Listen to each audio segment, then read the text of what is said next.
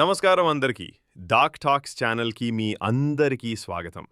ఈరోజు మనకు వారంగల్ డివిజన్ నుండి ఒక ముఖ్యమైన సర్క్యులర్ వచ్చింది.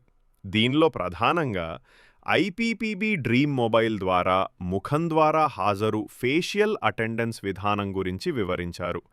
ముందుగా మన ఛానల్ సబ్స్క్రైబ్ చేయండి ఫ్రెండ్స్. ఈ కొత్త విధానం ప్రకారం ఇకపై బీపీఎంలు తమ హాజరును darpan/IPPB మొబైల్ ద్వారా ఫేస్ స్కాన్ చేసుకొని రిజిస్టర్ చేయాలి. ఇది 2025 అక్టోబర్ 13వ తేదీ నుండి తప్పనిసరిగా అమల్లోకి వస్తుంది. ఎందుకు ఈ కొత్త విధానం? ముఖ గుర్తింపు ద్వారా హాజరు సిస్టంతో డిపార్ట్మెంట్ మరింత పారదర్శకతను తీసుకురావడమే లక్ష్యం. మాన్యువల్ సైన్ లేదా ఇతర పద్ధతులు ఇక తొలగించబడతాయి. ఎలా చేయాలి? ఉదాహరణకు బీఓ టైమింగ్స్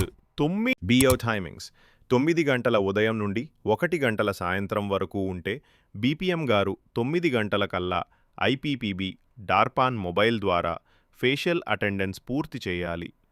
ఒకవేళ 1 గంటల తర్వాత స్కాన్ చేస్తే అది చెల్లదు అని స్పష్టంగా పేర్కొన్నారు.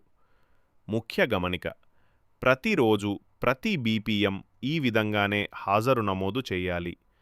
ఐపీపీబీ డార్పాన్ మొబైల్ తప్ప మరే పద్ధతిని అంగీకరించరు. డివిజన్ స్థాయిలో కఠినంగా పర్యవేక్షిస్తారు.